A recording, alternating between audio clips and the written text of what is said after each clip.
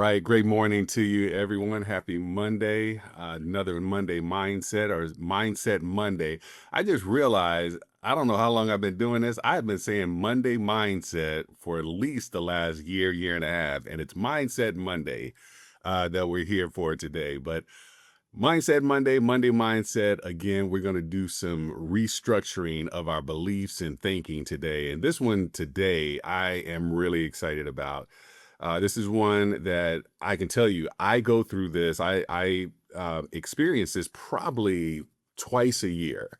And this is kind of that time of the year. This is when we get to the mid-year mark where I'm evaluating where I'm at in my business, in my personal life, in my health, finances, all the different areas. And it always comes down to, again, the transformation that I'm making inside is going to help me transcend to where it is that I'm trying to go. So today, you get to kind of take a lesson with really kind of with me in regards to the journey that I'm currently on. But I think based off of what I'm going to share with you here today, this is going to be very helpful for you as well. See, I'm trying to get to the PowerPoint here. Here we go. All right. And so with this one, we're going to talk about, again, we all have goals, we have aspirations, we have these hopes and dreams, the achievements that we're reaching for, and a lot of times we fall short. And in many cases, we have reasons, we have excuses, we have things that we believe are keeping us from reaching those goals. And I'm going to share with you something that may be kind of a slap in the face to a certain degree of understanding it all centers with you. And again, understanding that, the greatest obstacle in your next level, may very be the current version of who you are right now. And when you understand that and you can break away from that, you take a sense of accountability of where you are in life versus excuses. And as I go through this, you'll have a better understanding on exactly what I mean with that. So let's get right into it. So, we're going to talk about the what ifs, again, from a standpoint of what if the greatest thing between you and your next level isn't your circumstances, your finances, isn't, the things that are going on in the outside world, it isn't the market, but it's the current version of who you are. And if you take an approach from that standpoint, if you can sit in that for a period of time and really start to pull back the layers of yourself and you, it will help you to evaluate, where, number one, where you're currently at in life, why you're currently at that place in life. One of my mentors many, many years ago said, the person you are now has got you to the point that you are currently in life. To be able to elevate to the next level, you're going to have to become a different person. You're going to have to become the person worthy of going to that next level. And I often kind of share this from a video game standpoint. I think, we're all at a point where we at least know what video games are. Maybe you've played a video game or two. And in many video games, there are levels that you have to be able to achieve. And you couldn't pick up a video game and go to the highest level of that game the day you pick it up. No, you have to start and progress. And as you learn the game, as you become a different player in the game, you understand the ability to be able to level up. Well, our business, our life, our, finances, our health, our marriage, our relationships, all those things are about being able to level up in those particular games. So we're going to talk more about what that looks like to be able to take yourself from one spot that you're in and have transformational growth over time. And I like to use the example of the butterfly. We all know that a butterfly isn't just born a butterfly. It was first a caterpillar, It was first this little creature that we would see in our gardens and in the dirt, just inching along and crawling at a very slow pace in many instances. But eventually, at a certain point, the caterpillar, a decision is made that I am going to become a butterfly. I am going to become something more than what I am today. I am going to transform. And number one, to be able to do it, I have to go into a cocoon. I have to do this alone. I have to go within, so I can't do it with a crowd around me. I can't do it with a team around me. I first have to go within to find the things inside of me that are going to bring out this butterfly. And so as I was putting this together, I started doing a little bit more digging into what happens in that cocoon. And what I learned is it's kind of it's biological, but it's kind of gross, honestly. It's one of those things of where the caterpillar dissolves itself in its own enzymes, and it becomes basically this soupy, mass of just cells. And there's the cell that's called, scientists call it the imaginal cell. This is the new cell that is created in the caterpillar that is battling the old cells of the caterpillar. And because the old cells are more abundant, and it's natural, just like with our body, when there's something foreign in our body, our cells fight that foreign object. That's how we are able, that's our immune system. That's how we are able to fight disease. And so the same thing is happening with the caterpillar.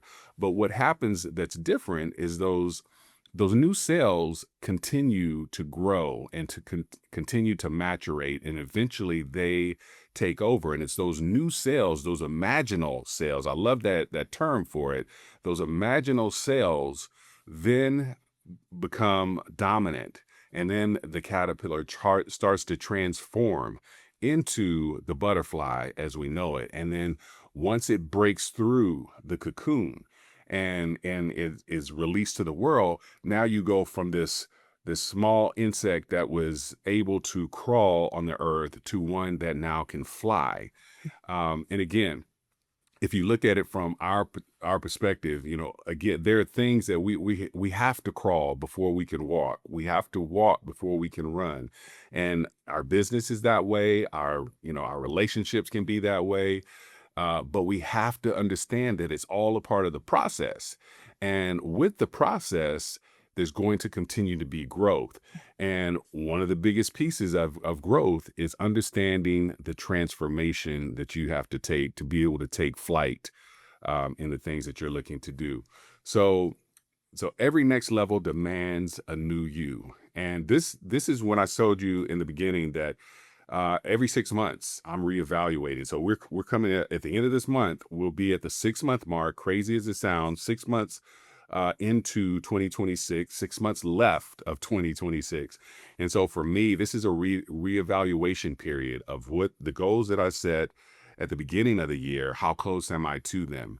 And it's not about, okay, what do I need? What do I need to do to change these goals? What's do I need to lower the goals? And I never look at it from that standpoint. If I'm behind on where I'm supposed to be at, I tell myself, what do I need to do inside to continue to proceed to that goal? Now, if I'm ahead, like if I have a certain goal and I'm 75% there, what I do is I increase the goal, because once again, it makes me have to transform into someone different to be able to get up to this higher level that I haven't been to before.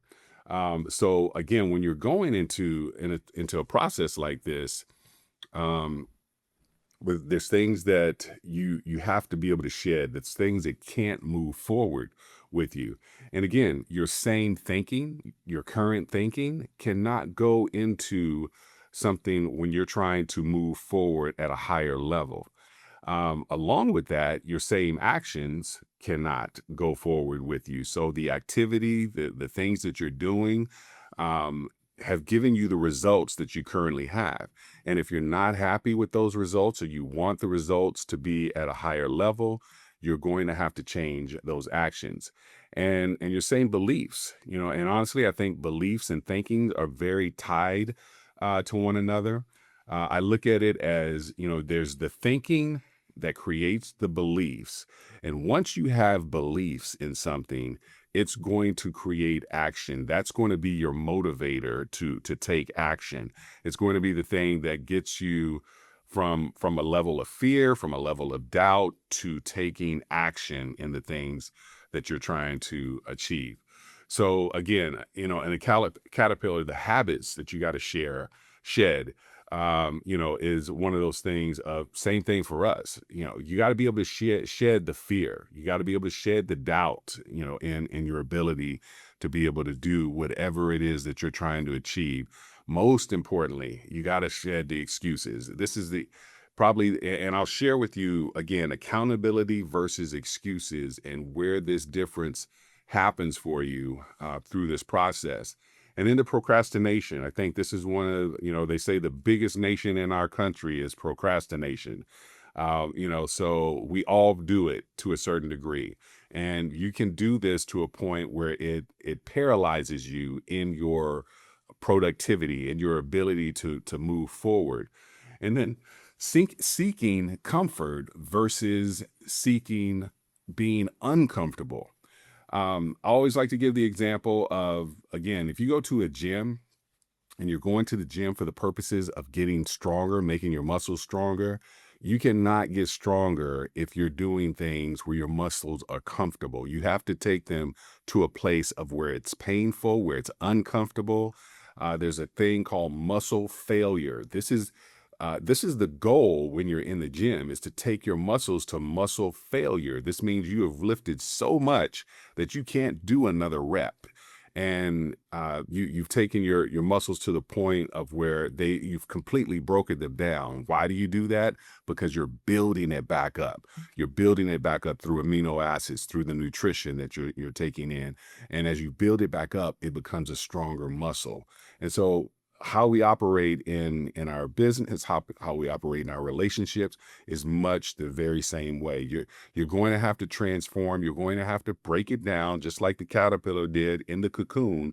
It broke down the cells of what it was as a caterpillar and created something new through those imaginal cells. So we're doing the exact same thing. So we're going to talk about these 3 steps, the 3 key steps in regards to being able to transform, to be able to transcend. And the first and foremost is awareness. This is where, again, the conversations I'm having with myself right now is I'm looking at where I'm currently at. Am I happy with where I'm currently at? If I'm not happy with it, what is it that I need to change? Not about the outside situation. What do I need to change inside of me to be able to help me to catapult to the levels that I'm trying to get to? So what is it, that's holding you back? And sometimes it can be the fear. I can tell you, just in some of the goals that I have for myself, I recognize there's some fear that's involved with that. There is some self-doubt that's involved with that. And while there's a lot of areas that I'm very confident and I'm fearless in regards to, because I'm approaching a new level of where I'm trying to go, I've never been there before. And so anywhere that you've never been before, there's a bit of uncomfortableness in regards to it. I want you to think about, if you go to a new city and you're just out on, and let's say you've never been to Chicago, or you've never been to New York, and you're dropped in downtown New York, and you don't really have, a navigation system, or don't really know where you're going. You may not be totally fearful, but there's going to be a sense of uncomfortableness in regards to that, because you've never been there before. If you are, hiking or going in a destination that you've never been, and you're doing it alone, there's going to be a sense of fear. It may not be overwhelming fear that makes you retreat, but there's still going to be this heightened sense of, this is not comfortable. And so that's very natural. That is our body protecting us. Our body does that in cases where we are doing something that is out of the norm.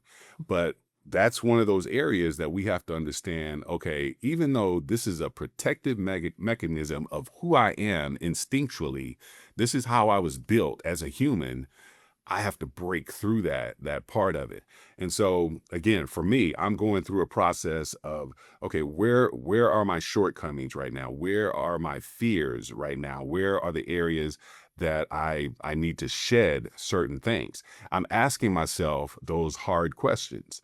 Um, and I think as you go through this and you're writing these things down, you start to see the different areas. Once again, this is no longer excuses of how the outside world is keeping you from achieving your goals. This is accountability of what it is that you're not doing to be able to achieve the goals and the hopes and dreams that you have for yourself.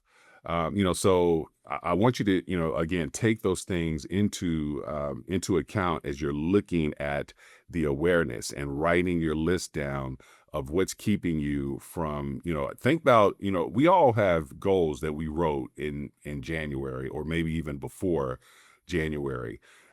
So we all have these things that we were looking to achieve.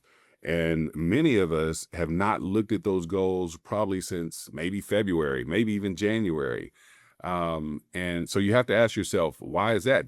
That's a sense of awareness. If you haven't looked at your goals in the last 4 months, how can you be focused on your goals? So just in that aspect, maybe that's not fear or doubt, but that's more of the processes of what you're doing on a daily basis. The system that you have in place for yourself is breaking down. So, but pull those goals out from the beginning of the year, and look at the goals and see where you're at with them, and you can start to kind of figure out. Just start thinking to yourself, okay, why am I not on track to achieve this? What are the things that are messing inside of me? What are the things that I'm not doing that have gotten me off track with that? So that's the awareness. The next step is the release. Again, this is where, once again, when you're identifying the fears, when you're identifying the excuses, when you're identifying the things that the shortcomings, the things, if there's systems that are not in place, when you're identifying all of these different things, number one, you're going to have to release those. You're going to have to release the fears. You're going to have to release this victim mentality sometimes we can have. You're going to have to release the idea of you're not worthy of whatever it is that you're trying to achieve, and start doubting yourself and doubting your abilities around that. So you're going to have to put yourself in a place where you're letting go of some of the things that have held you back. Some of the things that you're going to have to let go are going to be things of comfort. There may be things that you're doing right now that are more comfortable. For instance, right now, I'm in a place of I use AI. I'm a technology guy, and I've had systems in place that are running for me in the background to reach out, whether it's an agent attraction to reach out to agents, whether it's reaching out to clients. And I told myself, you know what? I got to go back and do things from an old school perspective, because what I've learned about me is when I get on the phone with someone, whether it's a client, whether it's an agent that I may be looking to bring to EXP, I am better on the phone than I am on a text message or that I am in an automated system. I have a better conversion rate, but I look at it as this is easier to do. This is more comfortable to do. So I do what's comfort, but I don't get the results that if I do what's uncomfortable, I'm getting better results.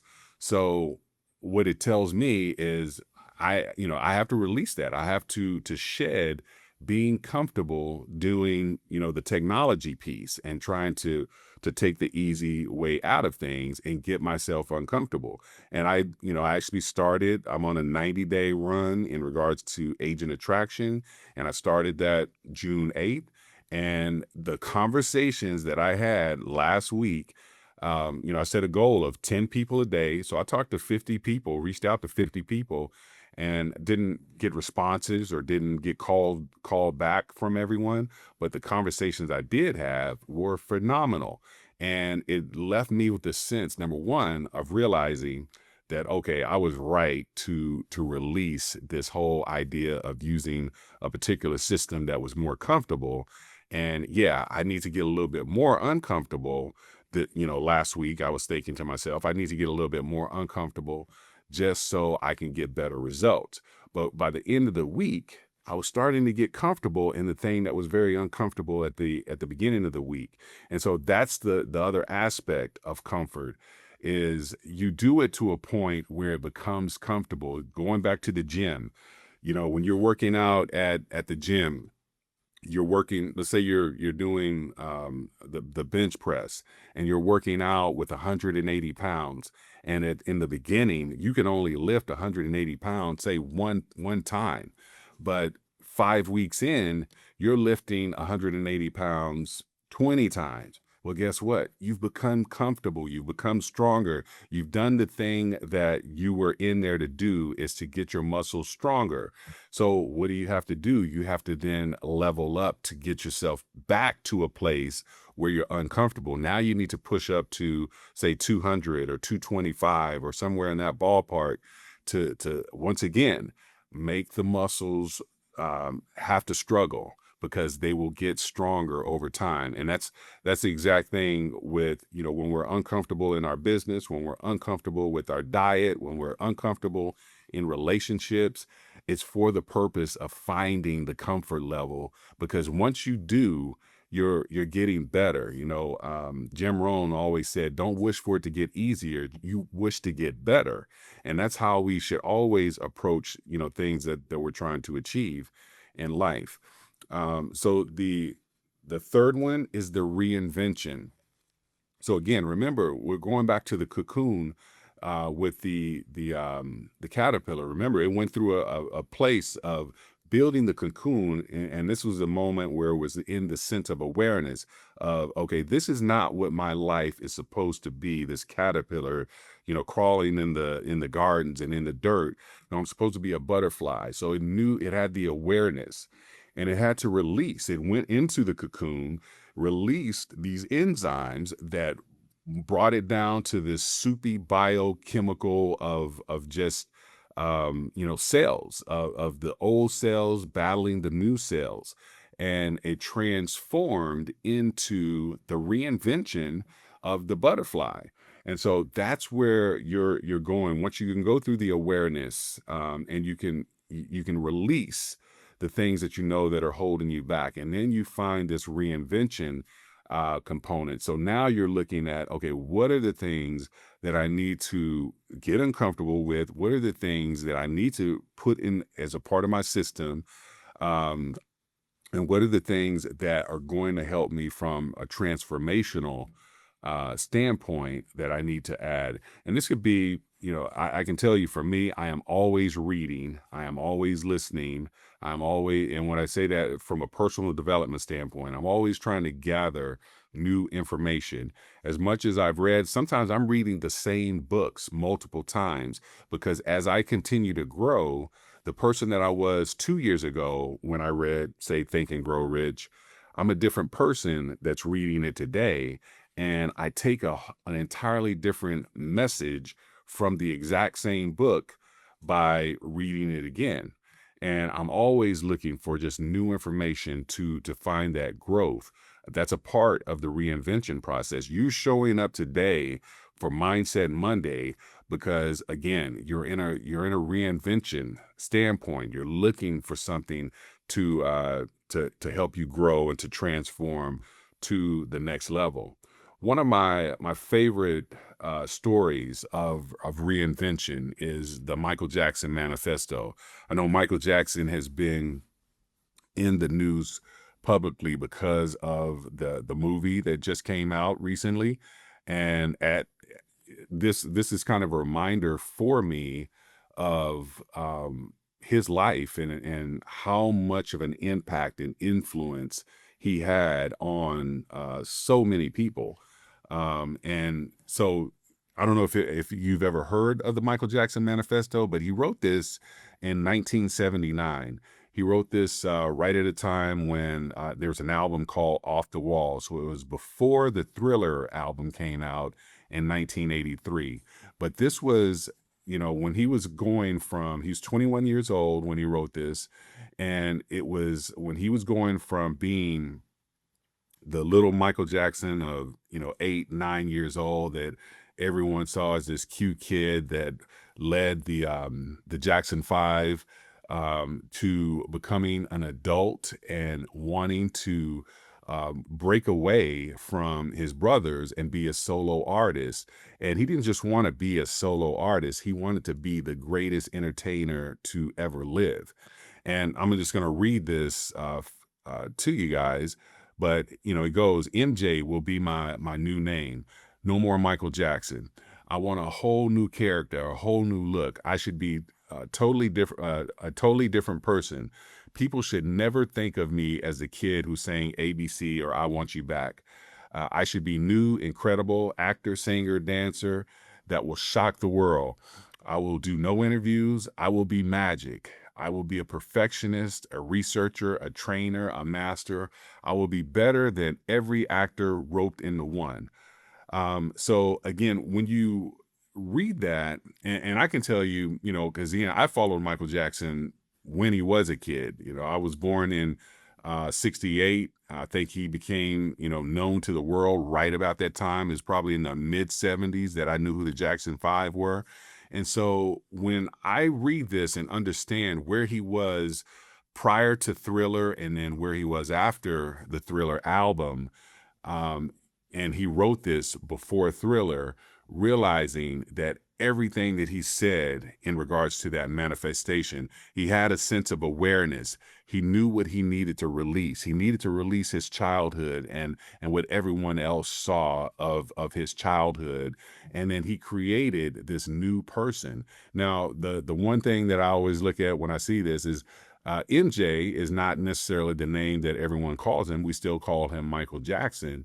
But as far as being one of the greatest entertainers to ever live, he is considered by many to be that. And so that speaks volumes of a person creating and manifesting what they're going to do. And this was really like a blueprint. When you talk to people that were close to him, that worked with him, they would talk about how much of a perfectionist he was. They would talk about how he would study and research Fred Astaire and dancers of the 1920s and 1930s. They would talk about how, again, as a coach, when he was he wasn't like a professional dancer. He didn't go to dance school, but he would teach the dancers that were dancing with him what their steps and what their movements should look like. So again, it was one of those things of being able to put the vision of what he wanted for himself into a particular reality. And that truly, for me, has always been the testament or the power of what reinvention looks like. And so, with that being said, I think we all have to kind of look at ourselves, and we have to go internal before we ever go external. Meaning that we have to look within in regards to the things that we need to shed, that we need to change, to be able to transform. The outside world is going to, when you look inside, the outside world is automatically going to transform in regards to what it is that you're developing for yourself. So finding that identity, I think it really comes down to, your habits are going to be formed by, number one, your thinking. This is, again, when it becomes, what are you saying to yourself? What are the thoughts that you're saying to yourself? The things that you say constant to yourself eventually become your beliefs. Those beliefs are then going to create a behavior that of what you do. If you're thinking positive things about what it is that you're trying to do, it's going to create positive beliefs that create positive behaviors to take steps towards doing the right things to, again, achieve, what it is that you're trying to achieve. What it's going to create, when I say steps, is basically the actions, the activity. You're going to move forward with confidence because of your thinking and your belief, but it starts there first. And then from there, you're going to get the results. Once you put those things into action and you're consistent with those actions, you start to see the results. And then as you get the results and you continue to level up, you start building legacy for yourself. You start building something that's going to outlive you. So understanding that, again, the transformation, it doesn't start with, what is it that you have to do? It's who do you have to become is where it starts. So with this, I want each of you, I would challenge you today to take some time to look at your goals that you set for yourself for this year, see where you're at with those goals. And if you're behind on those goals, I can tell you, I'm always behind on my goals because I make them so lofty.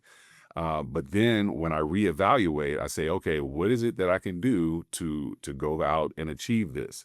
And look at those things. So don't change your goals to where it's easier to get them. If anything, change it where it's a little bit harder, and then start asking yourself, who do I have to become? And have that awareness of who you are, of what you need to release and what you need to reinvent as you go through that process. All right, folks, is great being with you guys today. I hope this was helpful to you and has some impact just in regards to the next steps of your journey. And like I said, whether it's in your production business, whether it's agent attraction, whether it's your personal life, utilize this. It goes with any and everything that you're doing, in life. All right, you guys take care. Have a great day. If you'd like more information or to get connected to the Agent Power Huddle, join our free Facebook group. This call was designed for the agents in our EXP organization, but open to any agent from any brokerage. If you're a guest and you're interested in learning more about EXP or our specific resources within the Agent Collective, reach out to the person who invited you to this call to get more info.